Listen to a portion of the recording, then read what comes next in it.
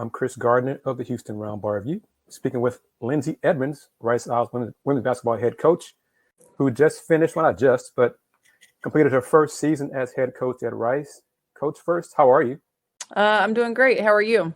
I'm doing okay. Thank you for asking that. Well, let's get into the first season as head coach at Rice. How was it for you?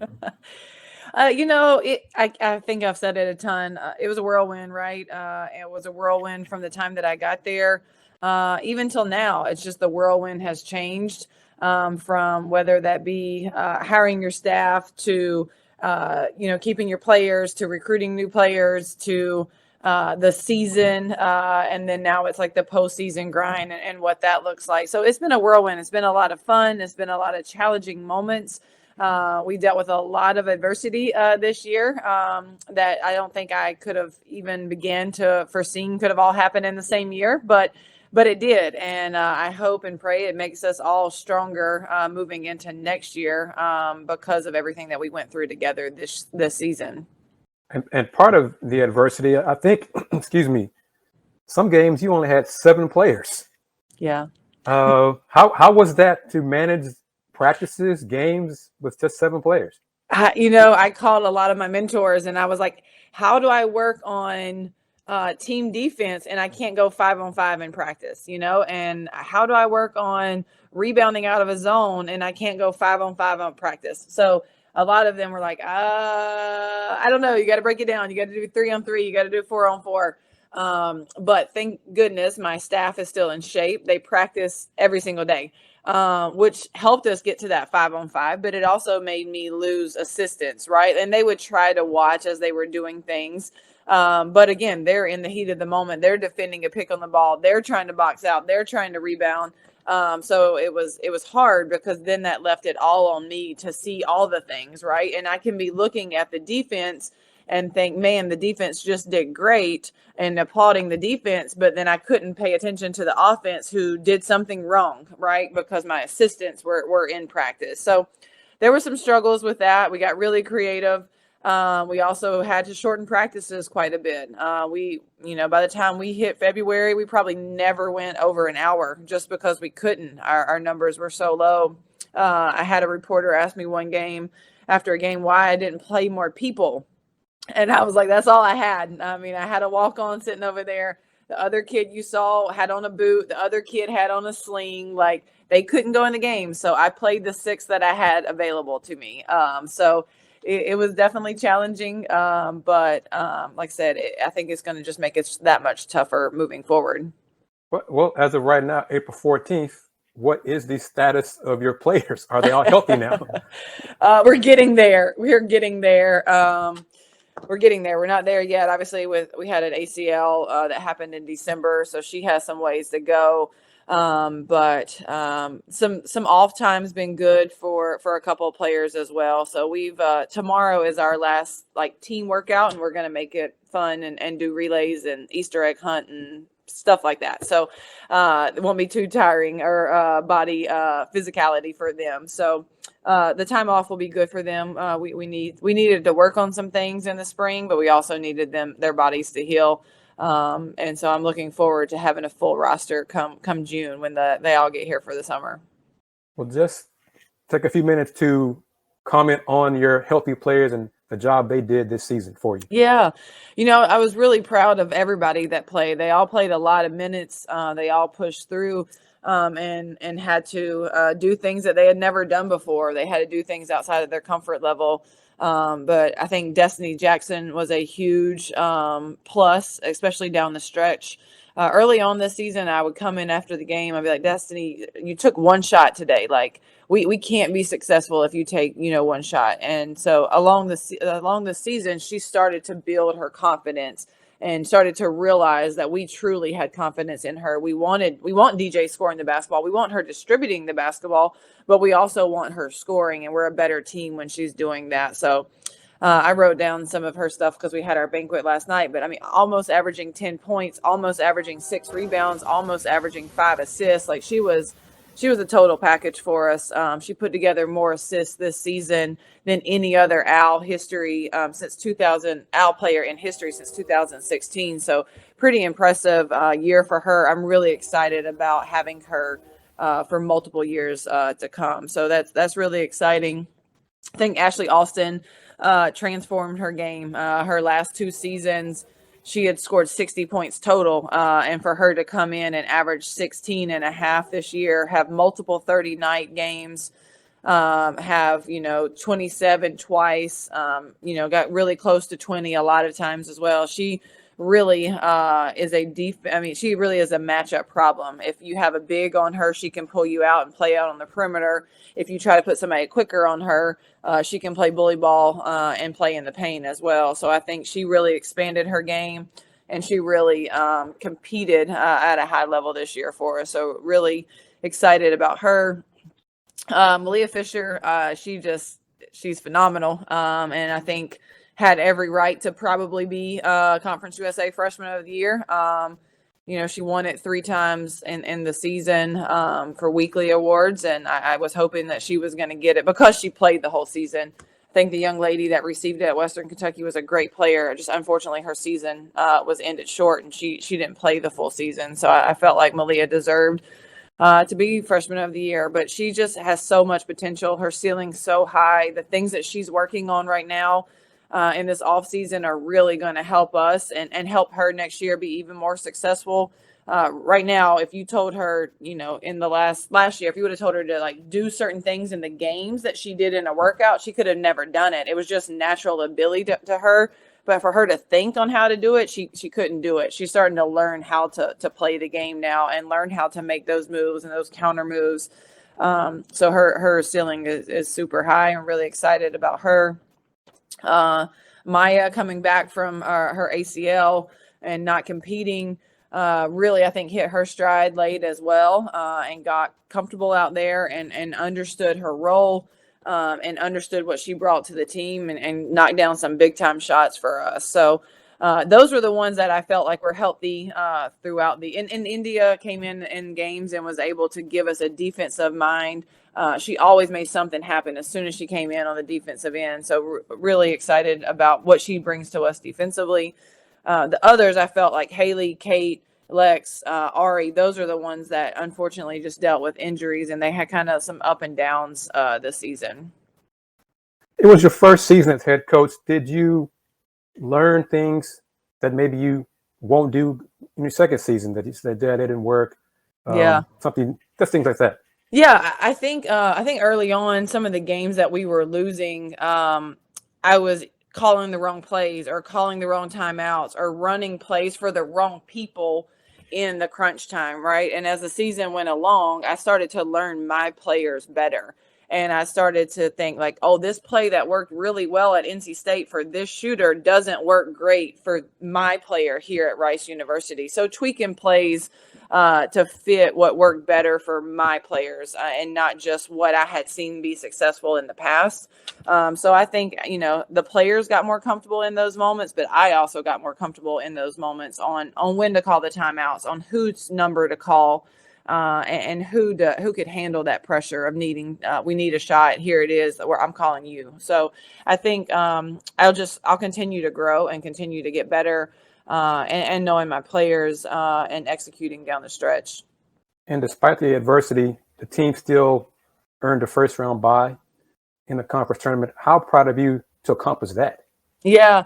I mean, super proud of them. I think, the season at one point looked pretty bleak, and we could have all hung our heads and just been like, season's over with. Like, let's look forward to next year. Let's talk about next year. This year's not the year. But we never took on that mentality. We actually changed our mindset of like, let's win the day. And whatever that is, if that means we're just lifting that day, like let's win the day in lifting. If we are doing a shoot around, like let's win shoot around. Like the games felt too big. So we wanted to like get some smaller wins and feel, like see that success. And once we started like that mentality, I feel like everything kind of shifted for the team. And we really did. We battled and competed. And, a couple of games that were really, really close down the stretch, if those go a different way, if a couple of games that got canceled didn't get canceled, I mean, maybe we could even maybe be a little bit higher in the standing. So I'm really proud of them for not hanging their heads, for continuing to compete, continuing to show up and figure out how we can get this thing rolling. Let's spring forward, and I'll ask you about your incoming class. Who did you sign? What did they bring to the team? How many did you sign? And will that help you get to a full roster for this coming season? Absolutely. Yeah. So we signed Jazzy Owens, who's she's out of Dallas. She is going to be a dynamic combo guard. She's explosive, really poppy. She can defend. She can get to the rim. She can also shoot the basketball, but she has like that tenacity, that toughness, the grit that we talk about all the time. So really excited about her. Dominique Ennis is coming to us from Canada. Her brother played at Rice, Dylan Ennis, and his freshman year before he transferred. She comes from a basketball family. She's got brothers that are playing professionally all over the world. She really just understands the game of basketball. She's a great passer, a great defender, and she can really shoot the lights out from the three-point line. So she could also fit in that combo mold. She could play on the one if we need her. She could play over on the wing if we need her as well, too. So excited about those two. We also have a preferred walk-on. Her name is Ashlynn Zhang, coming in from California. Very tough kid, a lefty. She plays on a great AAU organization where she plays with some top 5 kids, top 10 kids in the country, and she is not afraid at all. She tells them where to go. She is a leader. She has a presence about herself on the floor. Last summer, there was a young lady that was like taking all the shots, and she went up to her. She's like, "You don't have to do it all yourself. Like, we got you. Like, look to your teammates." So I love that toughness about her, because this is a top 5 kid in the country she's telling this to, and she wasn't scared. So really like what she's bringing to the table. We have Haley Adams also coming in from San Antonio, Texas. Really versatile player. We talk about her being a point forward. She could run the point, but she could also play the 4 and probably anywhere in between. She is a proven winner. She's a soccer star. She's competing in track this year. Her high school team went the furthest that they've ever went to the state championship before they fell short. So I think, just her toughness and her winning experience that she's bringing to the team, and her size. She's a legit 6'1", so bringing that to the team is exciting as well. Kennedy Clifton coming from Maryland, Virginia area. She played for high school, was in Virginia. She played for Team Takeover out of Maryland for EYBL. Versatile, also 6 foot, can lefty as well. She can score off the bounce. She can shoot it. She can post up smaller guards. I like her ability to rebound and defend, and the athleticism that she can bring to the team. And last but not least, we have Shelby Hayes coming in from Austin, a true post player that can score with her back to the basket, that can really help us in this 4-out-1-in system that we're trying to play. She's going to demand a double down there, and so if somebody doubles, it'll leave our shooters wide open for shots. Coach, I think you got Texas players, Canada, California, Maryland. So that, I think, indicates your ability and connections to recruit everywhere. For sure. Yeah. I think, again, my staff has connections everywhere. I had assistant come from California. I had assistant come from North Carolina area with me. I had someone come from Georgia. So we obviously have a lot of connections all over the place, but Rice's brand carries far, right? I mean, everybody in the country knows how good of a degree Rice is. So that allows us to get on the phone with young ladies from everywhere. But I knew I really wanted to hit Texas hard. I think Texas should be our home base, but it doesn't have to be all that we recruit. And so I'm excited about adding pieces in from Texas. We really didn't have a lot of pieces from Texas. Actually, DJ was our only kid that was born in Texas that was on our current roster. So I wanted to get some more Texas kids on our roster, but I'm excited about being able to recruit nationally every year. Has the announced move to the American already proven dividends? I think by the time we had already, by the time we found out about the American, we had already signed or had already got commitments from our 22 class. And so it didn't really help with that class, but they're all super excited about the change. It's helping us now moving forward with the 23 classes and the transfer portals. Obviously, we're having a couple of conversations. We have one scholarship available. So if it was the right fit, we could take one more, but it'd have to be a stud, like a no-brainer that we just couldn't pass up on, because we will have a very full roster. But I think the American really helps in that regard. And without disparaging the current conference, what are some differences between Conference USA and the American Athletic Conference? Yeah, I think American, like you mentioned, it's a bigger stage. It is a better conference, and it's known nationally and recognized nationally. There's going to be more money from TV contracts that's going to go back to the university. That's going to allow us to do the things that we need to do to better give to our student athletes, to allow them to have that well-rounded student athlete experience. So excited about that. Excited about not being on road swings, especially being a high academic school. It's hard when we leave on Wednesdays and don't get home till Saturdays. That's really tough. So going into the American and playing on Wednesdays, Saturdays, and they're not swings, that's exciting for our student athletes, because they don't have to struggle to keep up as much, because we'll go there and get back much quicker. And so that part will be good. And not being a one bid league, I think that's huge. I mean, again, I think, the previous staffs had a lot of success in regular season, but would potentially, come up short sometimes in the conference championship. When you're in the American, you don't have to win the conference tournament championship. You can put together a great preseason non-conference schedule and get some wins, get your RPI up. And as long as you compete well in the American, and you get yourself playing semifinal or championship day, you can get into the NCAA tournament, and that piece is exciting as well. Where are you in terms of finalizing your non-conference schedule for this coming season? Yeah, we're pretty close. We're pretty close. We got one more to finalize, but I'm excited about the schedule. We're going to challenge our young ladies, and I like the schedule a whole lot more. Obviously, last year when I got here, there was not a lot on the schedule, and I was scrambling trying to get a schedule put together, and it wasn't easy. But this year, having a full year to work on it, there's some Power Fives in there. There's some great high majors in there. There's some really good mid majors that are in there. So I'm really excited about the challenge that I think our non-conference schedule is going to provide this year, and help us to prepare for Conference USA, to have more confidence going in, to be tested more, and hopefully be able to squeak out a few more wins. Any destination tournaments for MTEs? No destination tournaments, but we are doing a California swing, so we'll play 2 on the road in California. How active are you in social media? I'm pretty active. I mean, I feel like I retweet a lot, and I'm on there. So I check it, and sometimes may not always chime in, but I check it and I read. And so, yeah, I'm pretty active.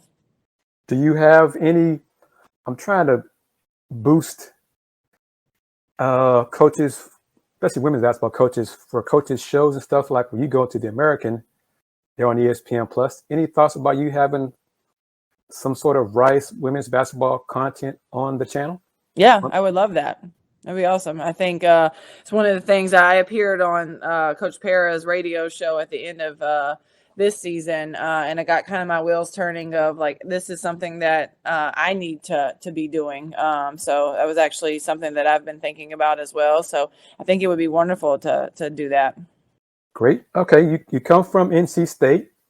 Did you watch the WNBA draft? I did. Yeah, I was locked in. And I think, correct me if I'm wrong, you coached, you were on staff when Alyssa Cunane, we were there as well. Mm-hmm. So what are your thoughts on her being drafted? Yeah, I was super excited for her. I think a great opportunity. She was obviously invited to the green room, so she was there in person. I'm honestly a little shocked that she fell to the second round. I think, again, All-American, 2-time All-American, all the things that she accomplished over her career, and I saw it firsthand. I felt like she was a first rounder, but maybe some of it just didn't work out with specific needs. But again, I think she's, people are asking her how she feels about going to a championship team in Seattle. Well, she's part of a championship team. She's won it for the past 3 years that she's been at NC State. They've won the ACC, so she knows a lot about playing on a championship team. She knows a lot about playing with a lot of pieces that can all score. So I think it is actually a really good fit for her. I would just have liked to have seen her to go higher, but I think she can make her mark, and I'm really excited for her. When you recruit, this is really on the high end, but do you look at players who potentially could play professionally?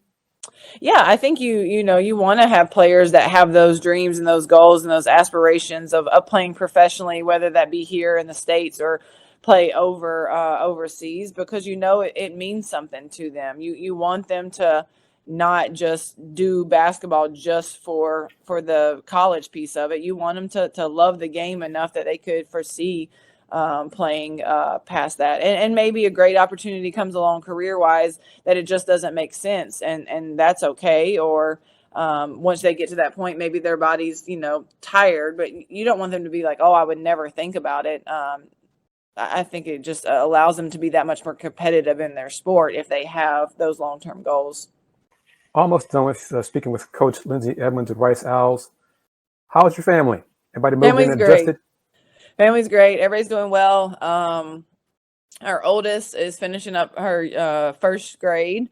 Our middle is finishing up pre-K, and our 20-month-old is in daycare and getting all the germs and being sick all year long, it feels like. But she just goes with the flow. But the older two are involved in soccer and gymnastics, and the middle one wants to do cheer.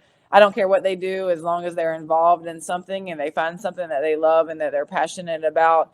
My oldest could sit and watch basketball with me all day. So I know next winter for sure we got to get her signed up for basketball. But yeah, everybody's loving Texas. My family's driven out several times. They're on their way back again, probably in a week. My in-laws have been out a couple of times. So we're starting to make some friends here in Texas in our neighborhood and through our girls with their friends from school. So yeah, we feel adjusted. We're loving Texas life. What are their plans for you and the staff in terms of recruiting this, I guess, summer off season? Yeah, we actually head out next weekend. So that's our first big weekend that we have. So I'll be headed to Virginia for the EYBL tournament with one of the other assistants will be going with me.